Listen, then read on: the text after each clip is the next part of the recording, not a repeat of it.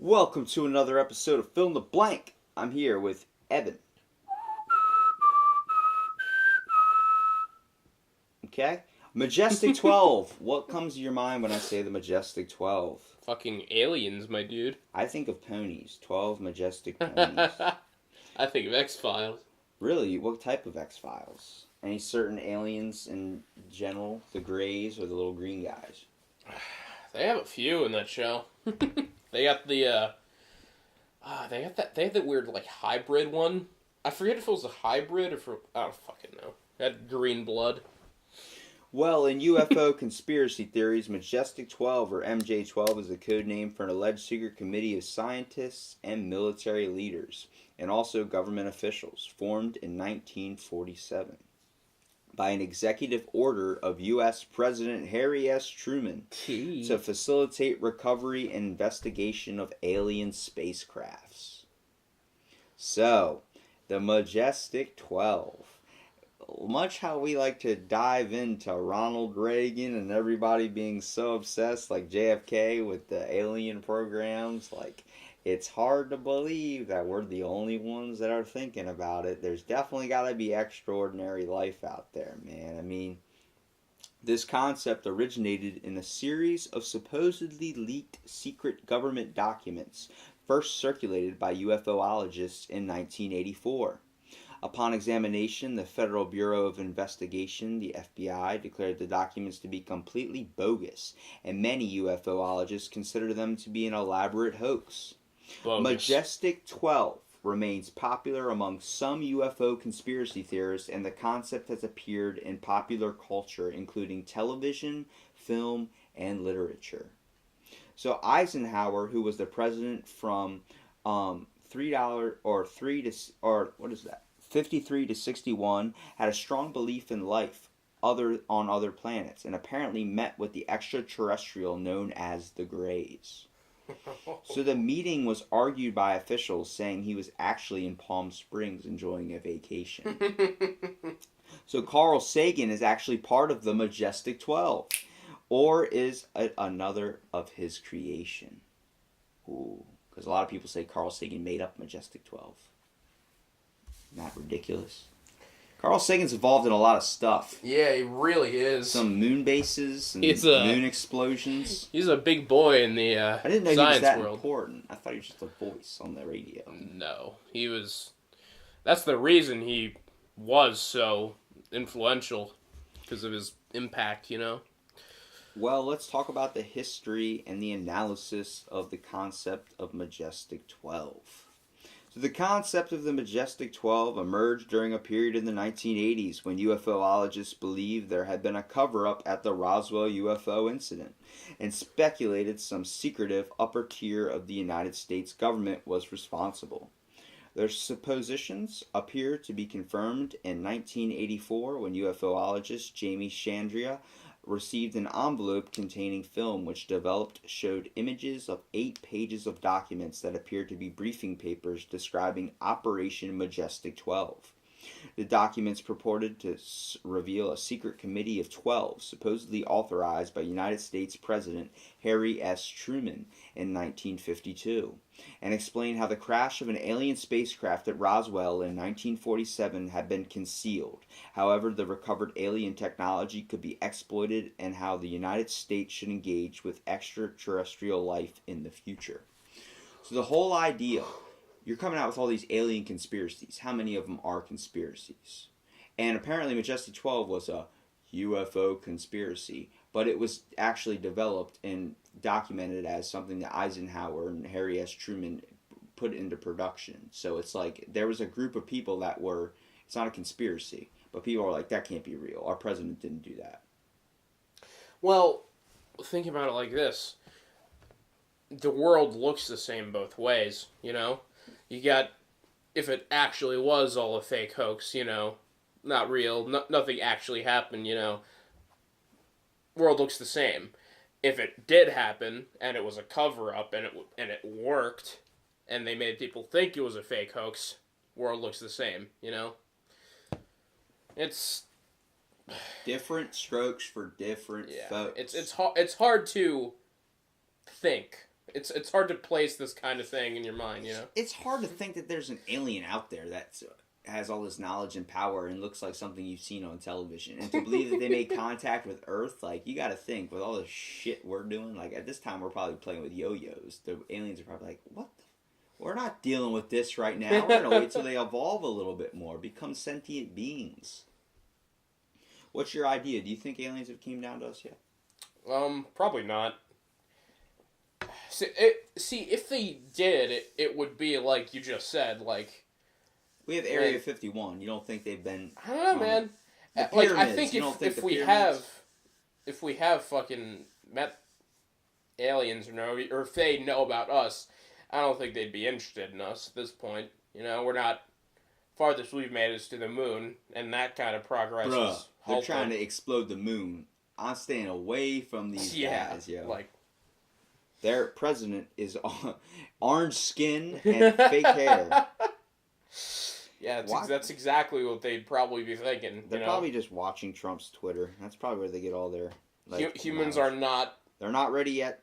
No. They're not a human race, you know? They're a divided people. It's like when you're heating up something in the microwave and you just decide to open it up and like try it and you know it's still cold but you're going to eat it anyway. Like the aliens are waiting for us to be ready. Like that Hot Pocket's not ready yet. I'm hoping that's the case, dude. Well, hopefully they're not...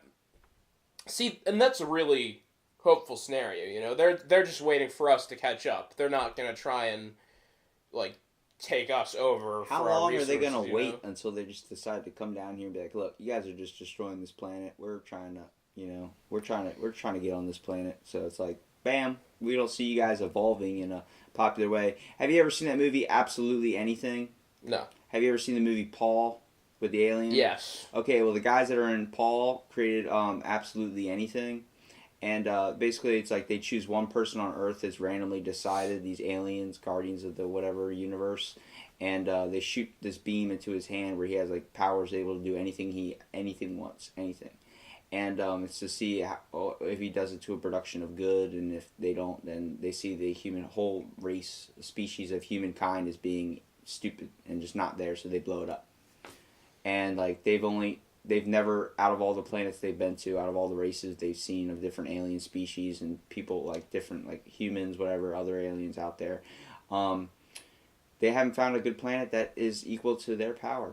So it's like to think maybe they're just blowing up stuff to blow up stuff, but it's like if we had the test of faith, if we had one person where somebody came down and was like, here, we're going to give you all these powers and not tell you what to do with them. You do whatever you want with them, and to see, would you react to selfish reasons or would you help mankind?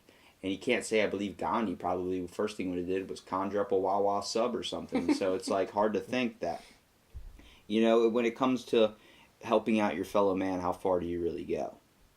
Well, so Chandra and the UFO colleagues Stanton D. Friedman and Bill Moore said they were later received a series of anonymous messages that led to them to find out that this called color twinning memo in 1985 while searching declassified files in the National Archives, purporting to be written by President Eisenhower's assistant Robert Cutler to General Nathan F. Twining and containing a reference to Majestic 12.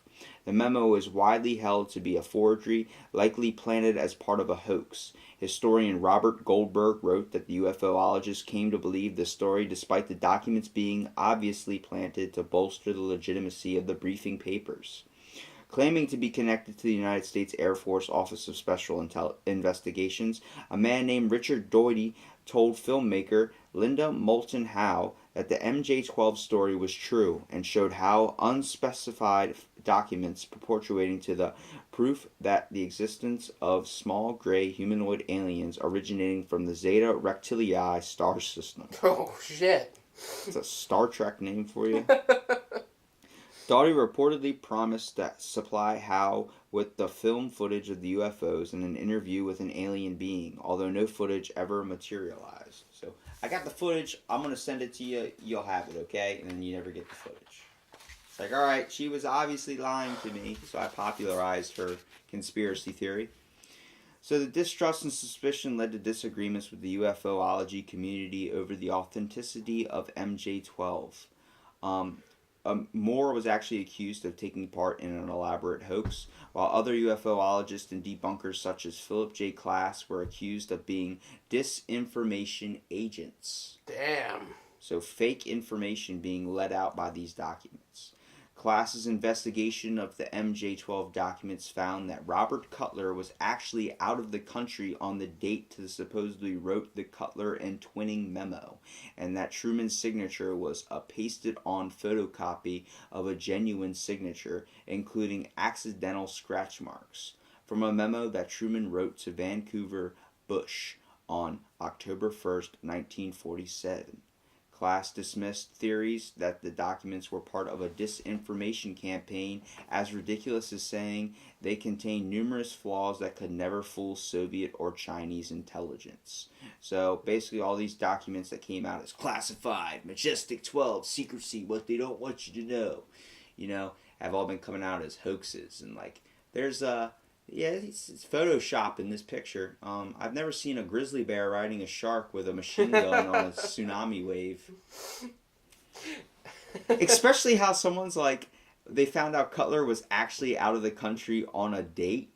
Like, are they talking about like a date? He's on a date, or on a date that on a date he supposedly wrote the memo, so he was actually out of the country. Fucking funny. But imagine say you like, dude, I saw you at that restaurant with that girl. You were not working with aliens that day. What are you talking about? I have pictures of you whining and dining this girl. Meanwhile, he's like, what the fuck are you talking about?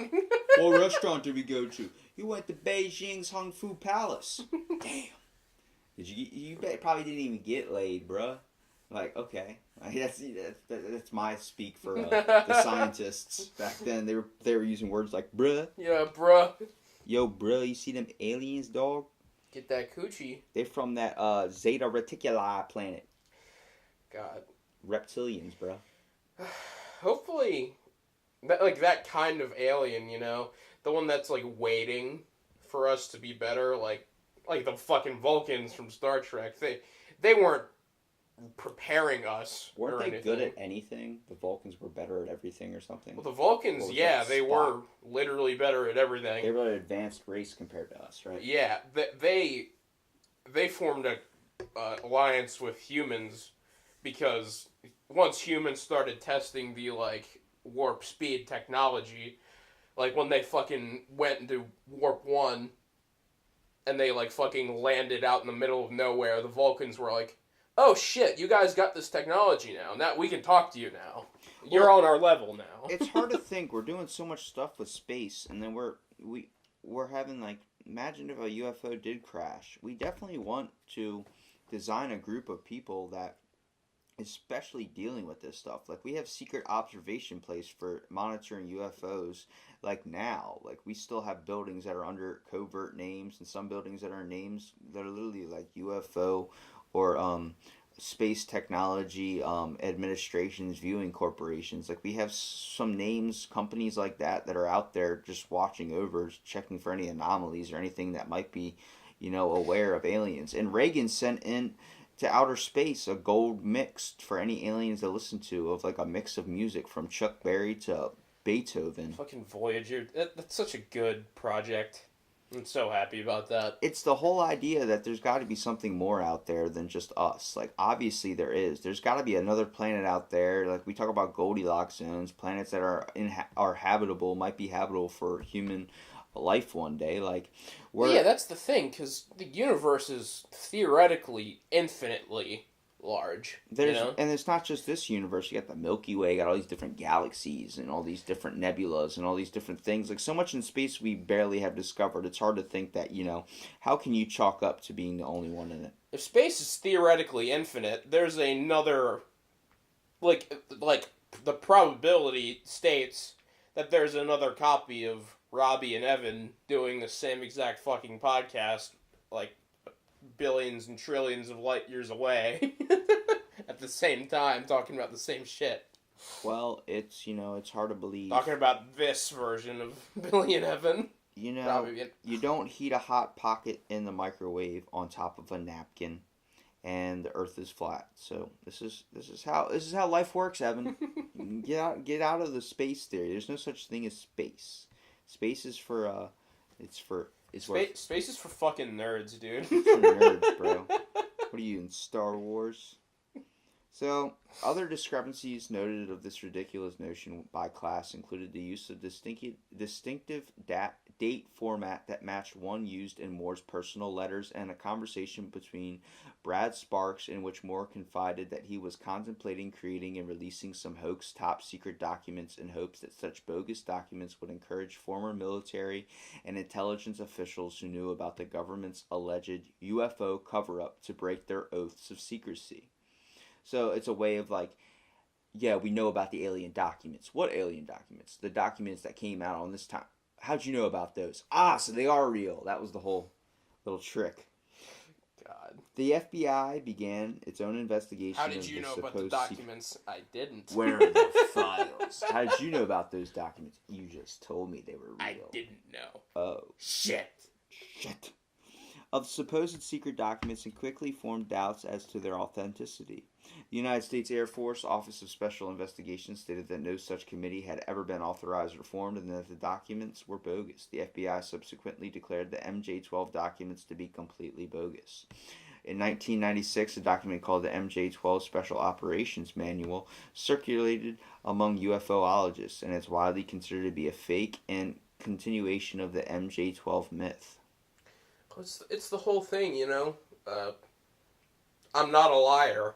That's exactly what a liar would say, you know.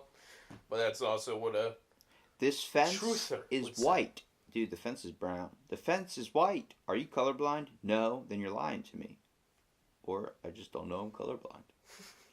According to journalist Howard Blum, the name Majestic 12 had been prefigured in the UFO community when Bill Moore asked National Enquirer reporter Bob Pratt in 1982 to collaborate on a novel called MAJIK 12. Because of this, Bloom writes, Pratt had always been inclined to think the Majestic 12 documents a hoax. Scientific skeptic author Brian Dunning investigated the history of the subject and reported of his findings at the 2016 Skeptoid podcast episode, The Secret History of Majestic 12.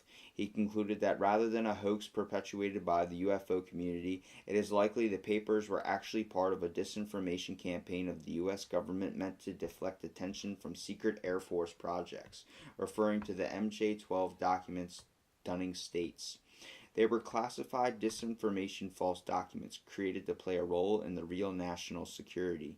They were designed and written for specific marks who did with them exactly what they were meant to. They took advantage of well-being patriots who wanted enhanced national security and who, by easy to fool, ended up providing exactly that. So he's chalking it up to, we're feeding information to scientists and people, making them believe this thing, and then funding them in this program to give them the tools like to create the Majestic 12, and then really just it's like a distraction so they can do some more secret stuff in the wings. Now, is that a sense of paranoia, or do you think that's more likely that existed rather than an actual invested alien program? That seems more reasonable in my mind, that someone is planting all this information in a bunch of scientists' head. Like, hey, we have found, here's a bunch of this evidence on alien stuff. Now I want you to create this program and, leave a bunch of documentation. And they're slowly putting out these fake sources when really all of it's like, these guys didn't even know what they were testing. It's the classic magician trick. Like, oh, look at what I'm doing in this hand while I'm pulling the secret card out of my pocket with the other hand, while you're looking at this, though. Well, directing it to misdirection. It's like if I created an experiment with a fixed result, and then I showed you this is what happens when you do this, then you're going to think that's what happens every time I do that, even though it might just be a whole nother thing. Like if I tell you in this glass is, water instead of moonshine, and I dump it on a fire. See, water is a natural flammable thing. And you'd be like, okay, then you're going to believe in your life with all these false things of water being flammable. And the next thing you know, you're like, we can never produce the same effect. It's weird, And you start writing all these documents, and you're just sitting there knowing the whole secret in the background. Like, this guy doesn't even know he's using moonshine, not water. Like, it's the thing. That's the whole aspect of their thing. Alleged members. The following individuals were described in the Majestic 12 documents as designated members of Majestic 12.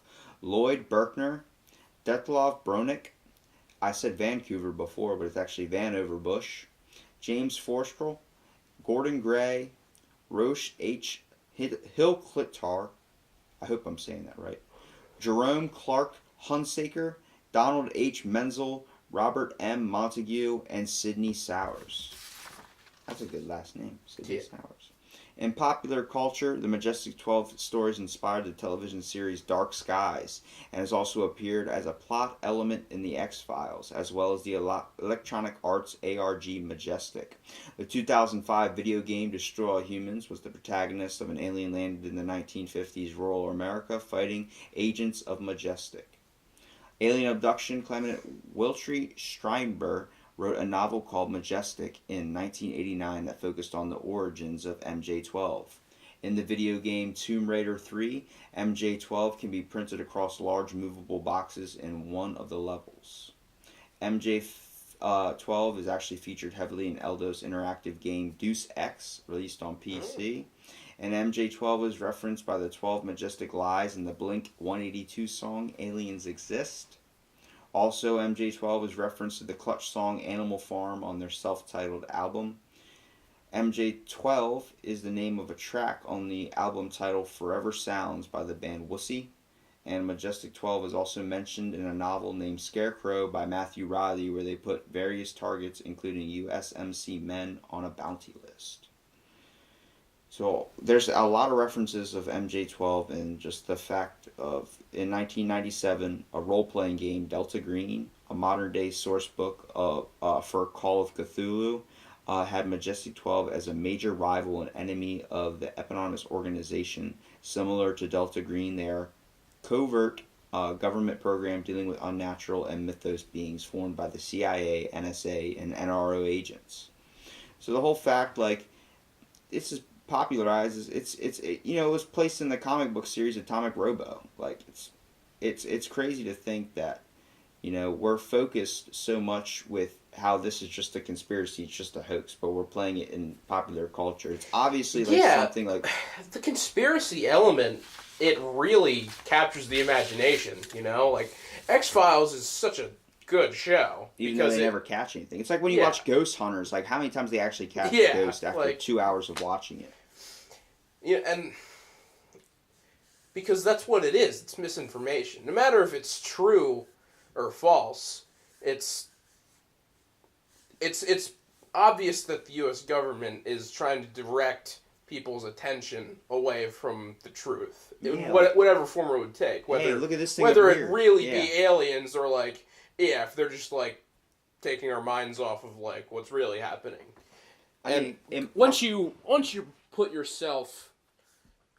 yourself against the truth, that's when and you become its enemy forever. Well, in my opinion, the Majestic 12 is just a badass name. Yeah. You can't have a name like Majestic 12 and be like, what do you guys study? We like to, we work on the exponential growth of growing wheat and growing coffee. It's like, why are you called Majestic 12? I don't know. But you guys working on aliens, what's your group called? Majestic 12? That's so badass. Lancelot didn't have, It has that perfect ring of, we've covered a lot of them, fucking Project Frankton, whatever, the Operations, Operation Sunshine. It has that ring of, secret government project, Operation Majestic 12. It's appealing to the ears. Like Apollo 11, that kind of... It has a name. Has a ring. Yeah. I mean, they got, what was that one operation? Operation Fishbowl?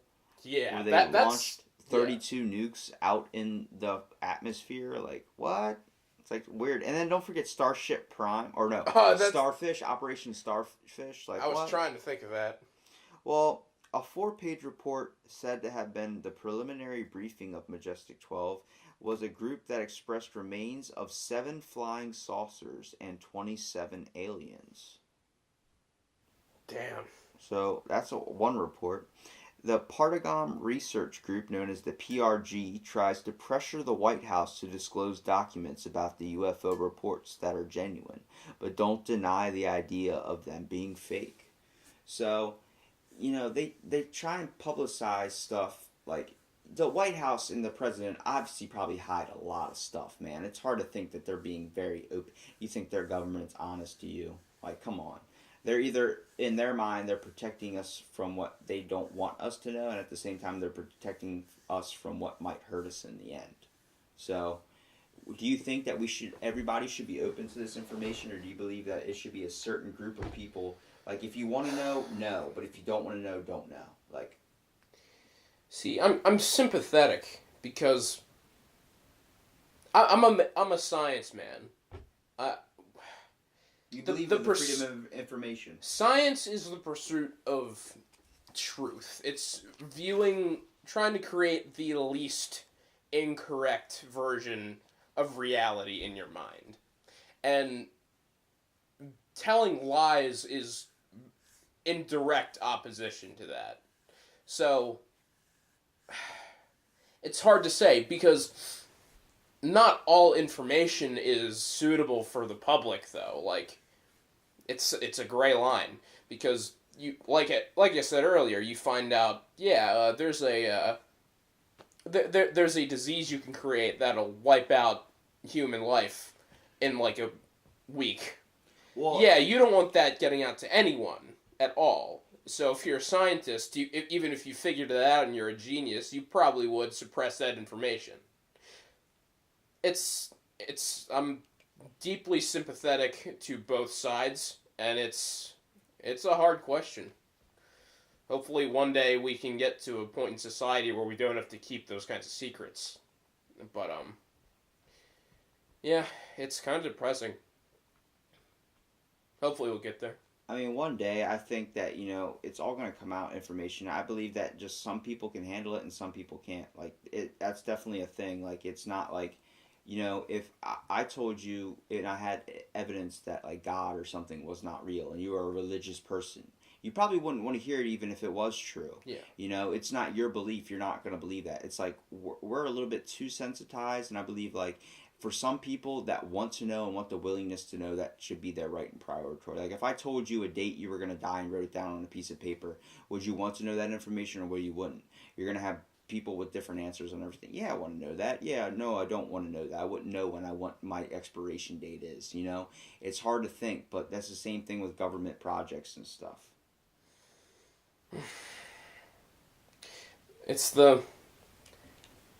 with that specific premise, because if that information is real, the exact day and time you're going to die, then theoretically nothing is made worse for the fact of knowing that, and moreover, you can prepare for it, which is a luxury not many people have. So, it just goes to show you there's, like, so many different viewpoints on the freedom of information and what you can do with it. And, see, the government, it's really hard to develop a stance on this kind of misinformation.